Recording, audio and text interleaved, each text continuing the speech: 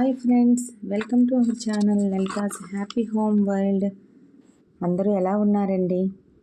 ఈరోజు egg tomato curry కొంచెం different స్టైల్లో చేసి చూపిస్తాను. కర్రీ కోసం ప్యాన్లో ఆయిల్ వేసి వేడయ్యాక ఆవాలు జీలకర్ర వేసి వేగనివ్వాలి.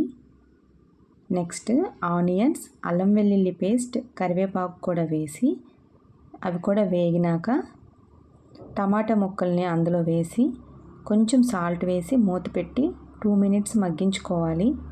టమాటా ముక్కలు మెత్తగా మగ్గినాక కళాయిలో సాల్ట్, పసుపు, కారం వేసి కొంచెం వాటర్ కూడా వేసి కాసేపు మూత పెట్టి ఉడకనివ్వాలి.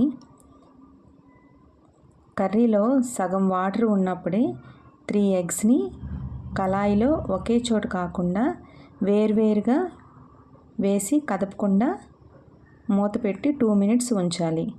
మూత తీసి వేరే వైపు కూడా జాగ్రత్తగా తిప్పి మళ్ళీ మూత పెట్టి 2 మినిట్స్ అయితే ఉంచాలండి.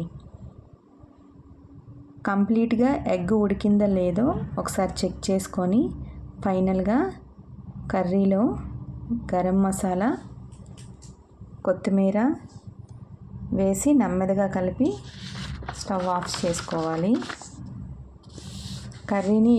ఎగ్ కర్రీని ఎప్పుడు ఒకేలా కాకుండా ఇలా ఒక్కసారి ట్రై చేయండి, చాలా బాగుంటుంది. Thanks for watching. ఈ వీడియో కనుక మీకు నచ్చినట్లయితే ఒక్క లైక్ చేసి నా ఛానల్ని సబ్స్క్రైబ్ చేసుకోండి ఫ్రెండ్స్.